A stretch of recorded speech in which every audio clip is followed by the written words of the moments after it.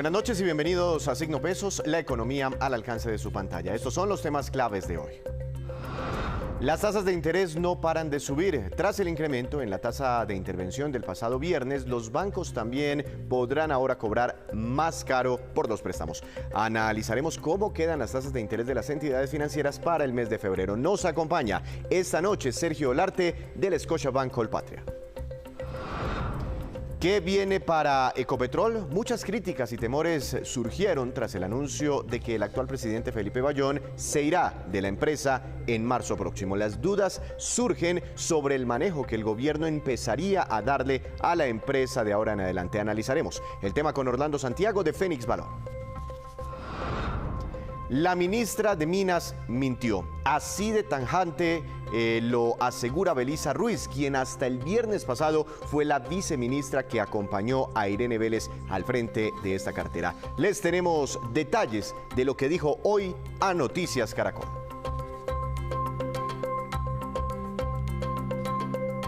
Comenzamos esta emisión de Signo Pesos hablando de las tasas de interés, las cuales cada día están más elevadas y se convierten en un problema para muchos colombianos a la hora de sacar nuevos créditos bancarios. Para explicar los efectos de esos reajustes, quiero saludar al doctor Sergio Olarte, economista principal del Scotiabank Colpatria.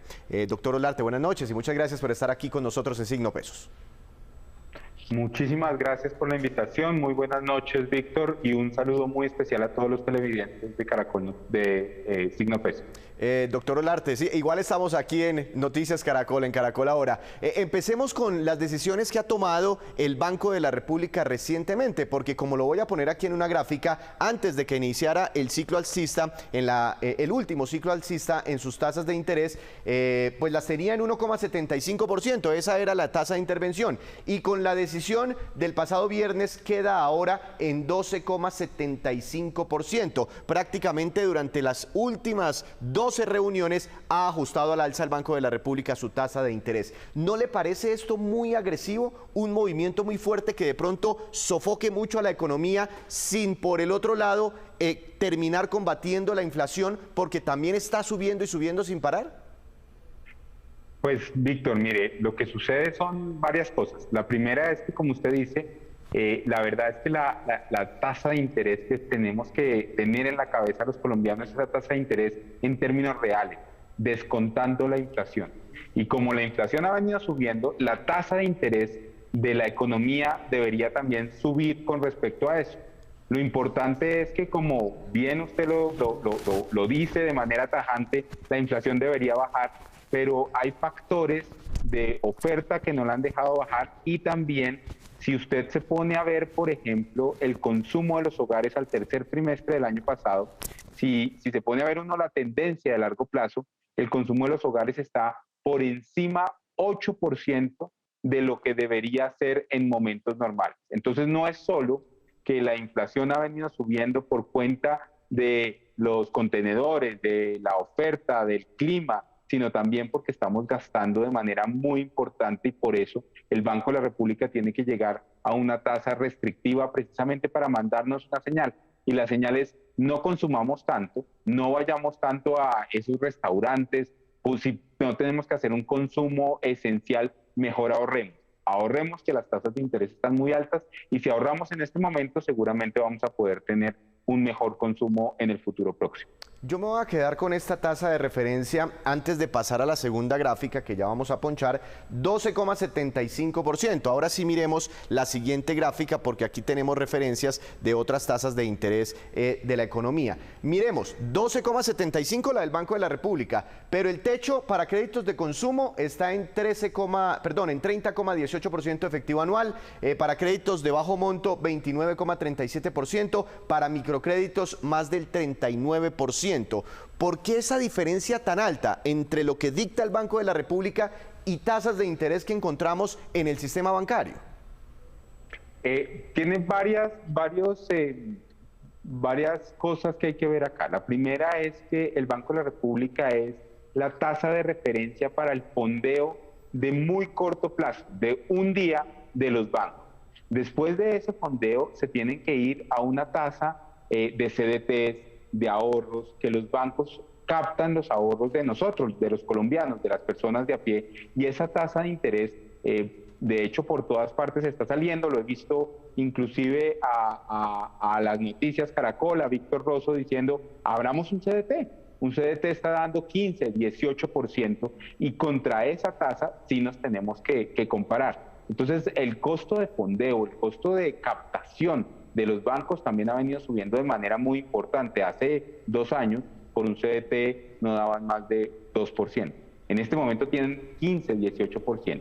Pero adicionalmente, sí hay un problema de que el margen de intermediación en Colombia siempre ha sido muy alto por una falta de información de los hogares.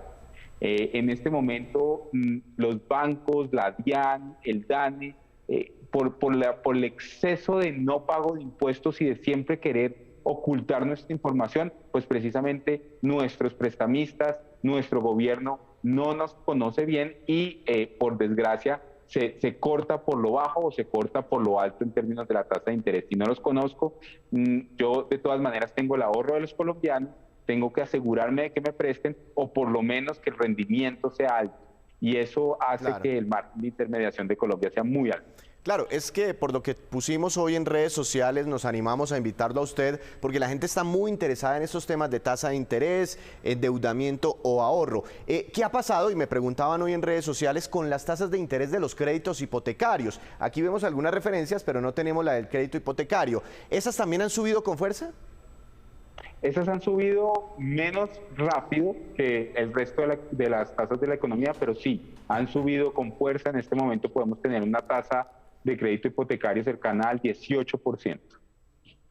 Cercana al 18%. Ahora miremos esta que sin duda es como la cifra que más está impactando por estos días a los colombianos, y es que la Superintendencia Financiera de Colombia está certificando para el mes de febrero, si no estoy mal, a partir del miércoles, una nueva tasa de usura que será del 45,27%. También está diciendo que la tasa de interés de mora es exactamente la misma, 45,27 efectivo anual. ¿Por qué todavía mucho más alta que las tasas de interés de las que acabamos de hablar? La tasa de interés de usura es la tasa máxima a la cual los bancos pueden prestar sin incurrir en ningún tipo de ilícito.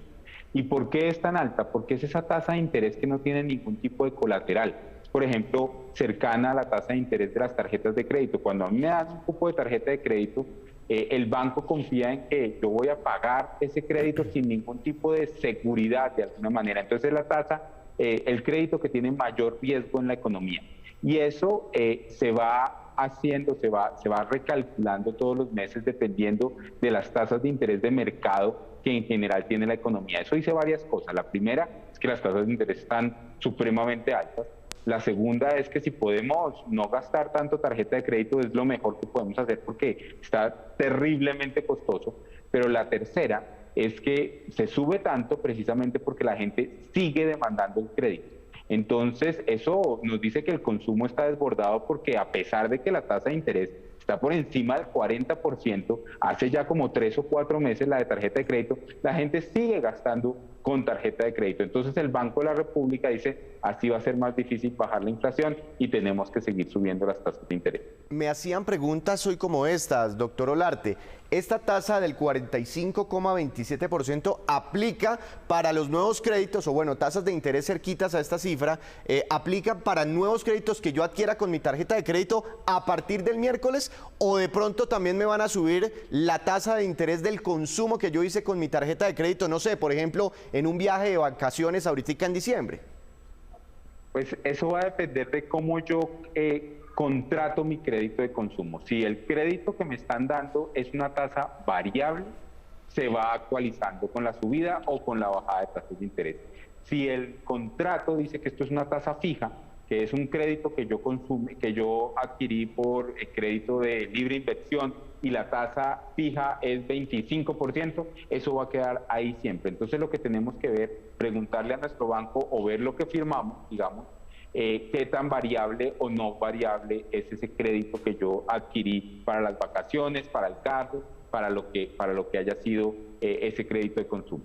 Ah, pero es que en las tarjetas de crédito también existen esas dos modalidades, préstamos a tasa de interés fija y a tasa de interés variable de pronto?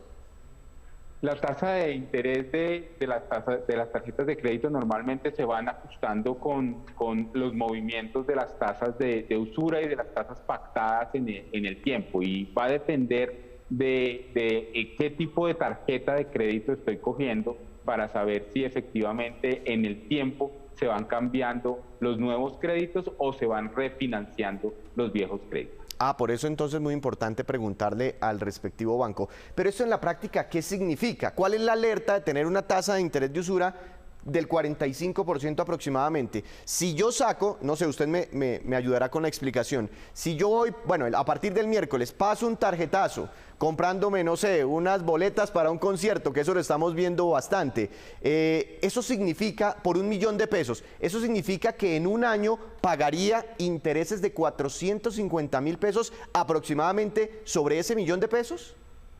Es exactamente eso. Si las tasas de interés se quedan quietas y mi crédito es a tasa fija, es exactamente lo que usted está diciendo. Entonces, fíjese lo importante que es esto. Esto lo que quiere decir es que mes a mes mi carga financiera de mi ingreso disponible va a ser casi 1.5 veces mi crédito.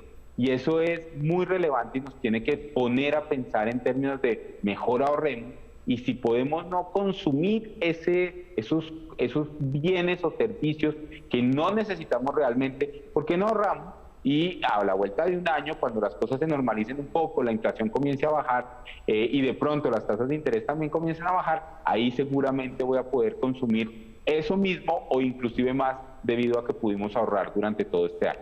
El próximo mes de marzo, el Banco de la República se vuelve a reunir para tomar decisiones sobre tasas de interés. Pensemos en un hipotético caso, nunca sabemos qué va a ocurrir, pero si en marzo el Banco de la República dice, ya no más, voy a frenar mis incrementos en las tasas de interés, hasta aquí voy yo, con esto ya controlamos la inflación, ¿usted cree que lo mismo va a ocurrir con la tasa de usura? ¿También se va a frenar o es posible que siga aumentando?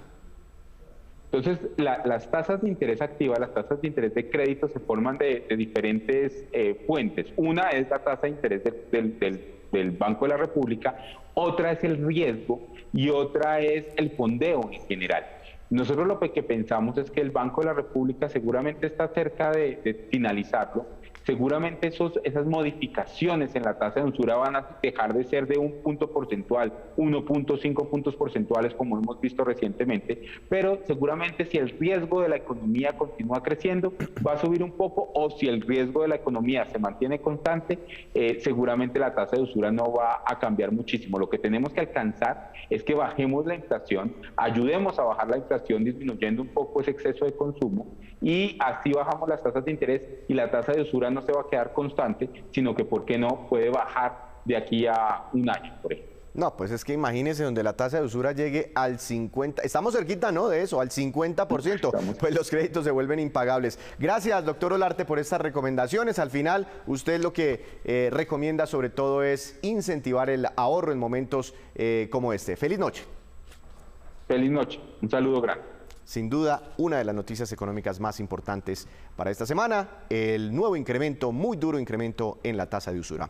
Hacemos una breve pausa, pero cuando regresemos espere cuántos viajeros por vía aérea se movilizaron el año pasado por los aeropuertos del país. Son cifras históricas que ya les vamos a contar. Regresamos a Signo Pesos. Hay preocupación entre inversionistas, empresarios y expertos por el futuro de Ecopetrol. Esto derivado de las políticas del gobierno en materia petrolera, pero además por la anunciada salida del actual presidente de la compañía, Felipe Bayón, quien estará hasta el 31 de marzo al mando de la empresa. Doctor Orlando Santiago, gerente de Fénix Valor, buenas noches. Gracias por estar aquí con nosotros en Signo Pesos. Muchas gracias, Víctor, por la invitación. Doctor Santiago, no sé si usted vio al ministro de Hacienda el viernes pasado en medio de la Junta del Banco de la República, dijo que fue una decisión de la Junta Directiva de Ecopetrol que se fuera el presidente de la compañía. Y eso mismo lo ratificaba en Mañanas Blue hoy el presidente de la Junta Directiva de Ecopetrol, el doctor Saúl Catán, quien dijo, sí, tomamos la decisión de que se fuera el presidente Bayón. En estos 2 últimos días, ¿cómo ha recibido el mercado este anuncio y sobre todo la forma en que se va el ingeniero Bayón de la compañía? Bueno, Víctor, digamos que lo que está ocurriendo era algo previsible. Claramente, el día viernes anterior y el día de hoy, la acción de Ecopetrol ha estado bajando. Pero por sobre todo hay que empezar a hilar la situación. Recordemos que el presidente de la Junta Directiva es Saúl Catán, como bien lo decía usted, que ya trabajó en el gobierno, en la alcaldía de Gustavo Petro del 2012 al 2016, que también dirigió como presidente a la ETB, situación que por cierto tiene muchas cosas que cuestionarse. Entonces, como el gobierno ha estado, y es algo, no solamente el gobierno Petro, es normal que los gobiernos trabajen con, entre comillas, sus amigos, pues era bastante claro y bastante factible que existiera un cambio en la presidencia de Ecopetrol y el mercado, por supuesto, pues está bastante nervioso porque el presidente de Ecopetrol actual, el señor Felipe Bayón, y los presidentes anteriores, pues han hecho un trabajo importante en la compañía y hay algún temor que no llegue alguien idóneo en el tema para continuar con el desarrollo de esta empresa, que es la más importante de los proyectos.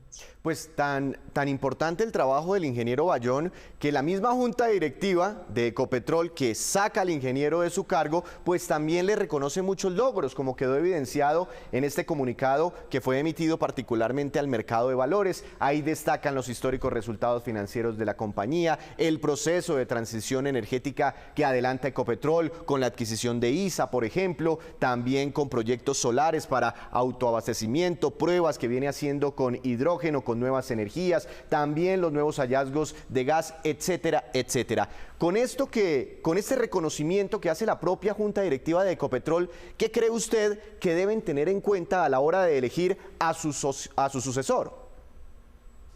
Bueno, Víctor, varias cosas hay que analizar. Digamos que en cuanto al comunicado que saca, como bien lo dice usted, la Junta Directiva y le agradece y le reconoce y todo lo que usted quiera al señor Felipe Bayón, pues digamos que es más algo que usualmente se hace. Digamos que el gobierno intenta mostrar el cambio que quiere hacer en la presidencia de Ecopetrol lo más amigable y tranquilamente posible. Pero aquí lo que realmente genera, y recuerde que en la última semana de enero, la semana anterior, allá a inicios, se dio la famosa cumbre afuera en Europa, donde el presidente de Ecopetrol muestra su postura sobre la famosa transición energética de la cual tanto aboga el gobierno y particularmente la ministra de Minas. Y en ese orden de ideas, pues a lo mejor lo que va a hacer el gobierno es poner en la presidencia de Ecopetrol a alguien que lleve más la idea del gobierno Petro y de la ministra de Minas, que aunque equivocado, son el gobierno. Y por eso el nerviosismo. Y aquí le anoto algo importante, Víctor. La acción de Ecopetrol no ha caído como debería caer porque recuerde que en abril se vienen unos dividendos enormes que podría estar distribuyendo la empresa. Pero después del pago de dividendos, que por lo general se hace la última semana de abril, ahí sí vamos a ver la verdadera reacción del mercado, porque lo que hemos visto viernes y el día de hoy no es nada para lo que se puede venir si el presidente que llegue a la empresa no es realmente alguien capacitado en pro de llevar a Ecopetrol hacia adelante o solamente es alguien que el gobierno Petro coloca en la presidencia para que reciba órdenes del gobierno central. Orlando, muchas personas se preguntan, bueno, y si Ecopetrol está teniendo los resultados históricos, mejor dicho, está ganando plata como nunca antes se había ganado, ¿por qué la acción no reacciona? Miremos, por ejemplo, en el 2018 alcanzó un pico, este punto más alto que vemos aquí, superior a los 4.000 pesos en la Bolsa de Valores de Colombia. Después se vino al piso, me imagino que por temas relacionados con la pandemia, empezó una recuperación, iniciando el año pasado alcanzó a superar los 3.500 pesos y otra vez se vino al piso y como que no se ha recuperado, hoy en día está en niveles cercanos a los 2.600 pesos. ¿Qué pasa con la acción que no responde a los resultados financieros de la compañía? Bueno, Víctor, la respuesta es muy fácil. Recuerde que el gobierno actual tiene como lema, lo dice un día, lo refuta al otro, pero finalmente, estructuralmente, lo que siempre han dicho es el no tajante a nuevos contratos de exploración. Recuerde que la semana pasada el presidente Petro utilizó ese famoso informe de reservas hablando de autosuficiencia, particularmente en gas, hasta 2042. Y las cosas son más fáciles de lo que parece. Mire, Víctor, si usted no incorpora nuevos procesos de exploración ni de petróleo ni de gas, aunque el gobierno ponga los informes que quiera y salgan a decir muchos funcionarios cosas bonitas, Hay algo en los pozos petroleros que se llama agotamiento, es que es apenas normal. Si usted tiene un vaso así, que está lleno, que esto es un pozo, y lo tiene de agua o un pozo de petróleo, si lo empieza a consumir en algún momento se va a acabar el recurso. Pues eso es lo que va a pasar con los pozos petroleros y el mercado no es tonto. Puede que la mitad de Colombia le crea al pronunciamiento del presidente y del gobierno, pero la realidad es que sin eso de nuevos contratos, la producción de Colombia, tanto de petróleo como de gas, en algunos años va a empezar a caer drásticamente si el gobierno realmente sigue considerando no tener nuevos contratos de exploración. Y por eso la acción, pese a que tenga los mejores resultados, pese a que en abril, Víctor, el dividendo vaya a ser el más alto probablemente de toda la historia de Ecopetrol, el mercado ya sabe que después de ese dividendo las cosas se van a poner realmente difíciles. Por eso es que la acción no ha recuperado valor. La acción no ha despegado. Ahora, en una caída como estas, claro, con sus volatilidades, pero desde este punto máximo, y cuando nos vamos más para atrás, inclusive la acción de Ecopetrol superó los 5.000 pesos en algún momento, casi 6.000 pesos, hasta hoy 2.600 pesos. En la mitad de todo esto, mucha gente ha salido de la compañía, es decir, muchos accionistas se han ido de la empresa a través de ventas. En algún momento teníamos la cifra de que Ecopetrol, solo Ecopetrol, pudo haber llegado a tener más de 500.000 accionistas minoritarios.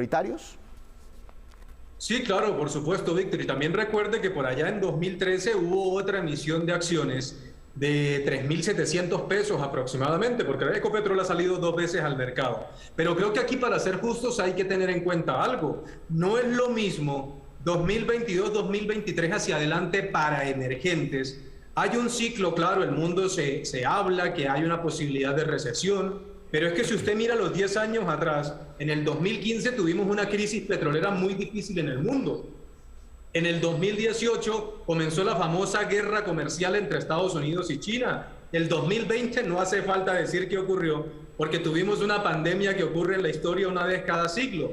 Parece que el mundo se estaba calmando, las condiciones de las materias primas han mejorado, por eso los resultados extraordinarios de Ecopetrol y muchas petroleras en el mundo teniendo un buen comportamiento. Pero si Colombia es el único país, y esto es claro, el único país del mundo que renuncia a nuevos contratos de exploración, pues el mercado no es tonto y entiende que en algún momento más adelante Ecopetrol va a empezar a sentir una caída importante, no solamente en producción, sino también en reservas, y ahí va a venir realmente el problema si el gobierno continúa con su idea de no generar nuevos contratos de exploración. Por eso muchos analistas, he escuchado y visto a muchos analistas diciendo que eso es como pegarse un tiro en el pie. Dejarían coja a Ecopetrol con esa idea de no firmar nuevos contratos de hidrocarburos. Pero, doctor Santiago, esta mañana le preguntábamos en Blue al presidente de la Junta Directiva de Ecopetrol, Saúl Catán, y él nos decía que él tiene las mejores perspectivas y él espera un futuro muy enorme para Ecopetrol, inclusive que él quiere que la compañía llegue a una producción de 1 millón de barriles diarios. Hoy Ecopetrol produce más o menos 750.000, imagínese ese crecimiento. ¿No cree usted que ahí implícitamente está diciendo el doctor Catán, que es muy cercano al presidente de la República, que se van a seguir firmando contratos? Pues Víctor, es apenas normal que alguien que incluso estaría aspirando, aunque no lo diga, yo también escuché la entrevista de Blue Radio esta mañana, estaría aspirando y no descartaría ser el nuevo presidente de Ecopetrol. Pero es apenas normal que hagan comentarios de este estilo. Por supuesto no van a decir, no van a dar estimaciones contrarias y ya van a hablar, como lo dijo el señor Saúl Catán esta mañana, que espera recuperar 1 millón, la producción de Colombia, volverla a 1 millón, que es casi como Colombia en su mejor momento de la historia. Pero eso, desde el punto de vista técnico, es imposible. ¿Cómo va usted a llegar a una producción de 1 millón si los contratos actuales que se están desarrollando, los campos que se explotan, están casi a su máxima actividad, que es como los ha dejado los gobiernos anteriores? Pues aquí hay una de esas contradicciones que son bastante frecuentes en este gobierno, ¿no? ¿Cómo va a elevar la producción? ¿Cómo va a estar tranquilo si realmente no está haciendo nada para que en el futuro pueda mantener esto? Por eso estos funcionarios, el señor Catán y los miembros del gobierno, pues pueden decir lo que sea, pero el mercado, y repito lo que he dicho, los mercados no son tontos y saben realmente mucho más que la gran mayoría de los funcionarios, y la reacción pues simplemente es observar el precio de la acción en el mercado. Pues estaremos muy pendientes al movimiento de la acción de Ecopetrol, no solo en Colombia, también negocia sus títulos en Wall Street, en el mercado más importante del mundo. Doctor Santiago, feliz noche, gracias por acompañarnos. Gracias, Víctor, por la invitación. Así han recibido los mercados los últimos anuncios en Ecopetrol. Hacemos otra breve pausa, pero ya les contaremos qué proponen las centrales obreras para la reforma pensional. Ya regresamos.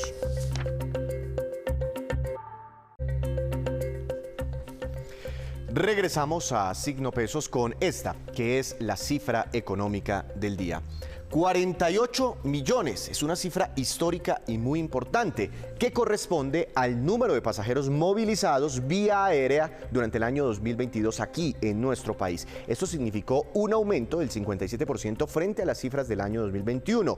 De ese total, 32,7 millones de pasajeros se movilizaron en vuelos nacionales y a nivel internacional fueron 15,2 millones de viajeros. El dato crece inclusive 16% frente al 2019, cuando aún no había llegado la pandemia. Y la ex viceministra de Energía, Belisa Ruiz, reveló en Noticias Caracol el chat en el que el exdirector de hidrocarburos del Ministerio de Minas, a quien también le pidieron la renuncia, alertaba y sugería no incluir información sobre las reservas de hidrocarburos que podía meter en problemas al ministerio. Belisa Ruiz se ratificó en que la ministra Vélez mintió. Veamos. Este es el chat de Camilo Rincón, exdirector de hidrocarburos del Ministerio de Minas, que le envió a la ministra de esa cartera, Irene Vélez, en el que advertía que el informe de balance de recursos y reservas disponibles para la transición energética justa tenía errores y sugería no presentarlo. La ex viceministra de Energía, Belisa Ruiz, reveló que esos datos son imprecisos y tienen fallas técnicas y de metodología. El chat es de la ministra Irene Vélez, viene en esa comunicación. Y dice él al final de ese chat: tú me indicas qué debemos hacer. Mi sugerencia, ministra, es que por lo menos no publiquemos reservas porque nos metemos en un problema.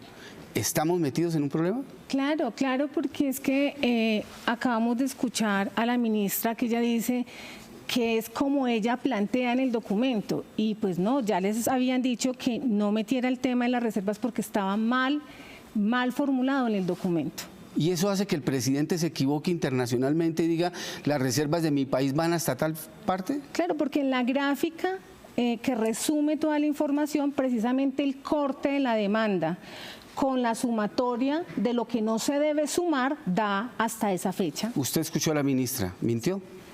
Sí, claro, mintió.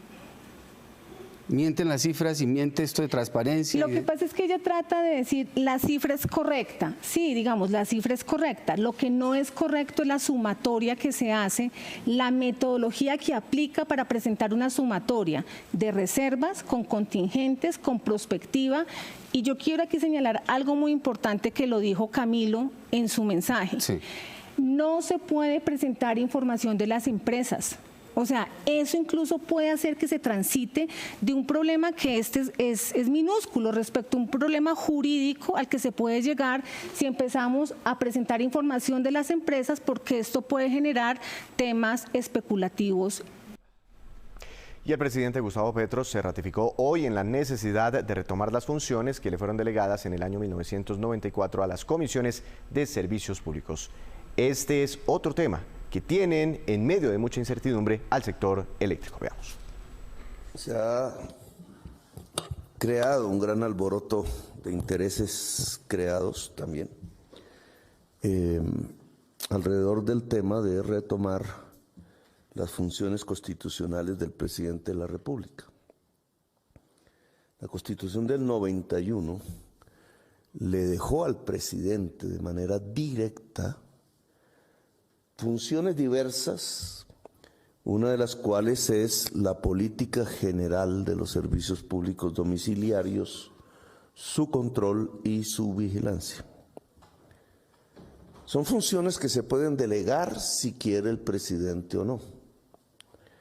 Desde el año 94, después de la expedición de la Ley 142, 94-95, el presidente del entonces, César Gaviria, hizo una delegación de sus funciones constitucionales que se tornó permanente, nunca fueron retomadas por ningún presidente hasta la fecha. Y entonces se creyó que era lo normal, el que hubiese unas entidades expertas que regularan, alguna otra vigilara, como la Superintendencia de Servicios Públicos, todo el desarrollo de la política alrededor de unos servicios que en realidad son instrumentos para garantizar derechos fundamentales de todas las personas. Y a propósito de esta decisión del presidente Gustavo Petro de asumir directamente la regulación de los servicios públicos y muy especialmente el tema de las tarifas de energía, hoy se pronunció el Consejo Gremial. Mediante este comunicado, el sector empresarial se mostró preocupado por lo que considera una ruptura de la institucionalidad vigente que podría poner en riesgo la sostenibilidad en la prestación de los servicios y la competitividad de las empresas del sector. Agregan que los desafíos que existen todavía en materia de cobertura y calidad se pueden abordar construyendo consensos dentro de la normatividad vigente, garantizando los criterios de eficiencia económica, suficiencia financiera y transparencia contenidos en la ley. Advierte que, de lo contrario, significará ineludiblemente poner en riesgo la prestación y la calidad de los servicios públicos, la cual tendría impactos tanto en la calidad de vida de los colombianos como en la competitividad del país. Por último, invitan al gobierno a resolver los desafíos mediante acuerdos sin destruir lo que se ha construido en más de 30 años. Y en otras noticias, las centrales obreras presentaron hoy sus propuestas formales para que sean incluidas en el proyecto de reforma pensional que el gobierno concertará y llevará ante el Congreso. Francisco Maltés, presidente de la CUT, nos cuenta de qué se trata. En desarrollo de la agenda laboral presentamos el 30 de enero la CUT, la CTC y la CGT nuestra propuesta de reforma a las pensiones en Colombia. 30 artículos, de los cuales quisiera destacar lo siguiente. Creemos que debe haber solamente un fondo público que administra las pensiones en Colombia, toda vez que el sector privado ha sido ineficiente en esta materia. En 30 años tan solo han pensionado cerca de 250.000 personas y le han devuelto los aportes a 170.000, es decir, personas que no se pudieron pensionar. Esto es ineficiencia. Por eso deben desaparecer. Segundo, proponemos una renta de vejez para las personas mayores de 65 años sin posibilidad de pensionarse, que sea de un salario mínimo y esté a cargo, por supuesto, de la administradora pública, Colpensiones. Tercero, proponemos que el incremento de las pensiones sea igual al incremento del salario mínimo. Para defender estas propuestas los invitamos el 14 de febrero a las calles a defender nuestras propuestas, nuestras iniciativas. Y ahora nos vamos con estos que son los indicadores económicos que usted debe conocer siempre antes de irse a dormir. Tasa representativa del mercado que regirá para mañana, 4.632 pesos con 20 centavos, subió 83 pesos con 70 centavos. El petróleo Brent de referencia para Colombia cayó 1,82%, se ubicó en $85 con 8 centavos por barril. El precio interno del café colombiano subió y quedó en promedio para mañana a 1.920.000 pesos por carga. El índice MSCI Colcap de la Bolsa de Valores de Colombia cayó 0,44%, acción más valorizada. Grupo Aval con una ganancia de 4,67%, acción que más cayó. Banco de Bogotá con un retroceso de 4,51%. Antes de despedirnos, los dejo con este dato. Según cuentas del Banco Mundial, los habitantes de los siguientes países son los que más gastan dólares cuando salen a viajes internacionales. En primer lugar, Australia, $3.714 per cápita por persona. Islandia, 2.738. Luego Portugal, gastan 2.624. Singapur, 2.563. Y Noruega, 2.291 por persona. Así terminamos por hoy. Los esperamos mañana con una nueva emisión y con toda la información económica que usted necesita saber. Esto es Signo Pesos, la economía al alcance de su pantalla. Que tenga una feliz noche y un feliz resto de semana.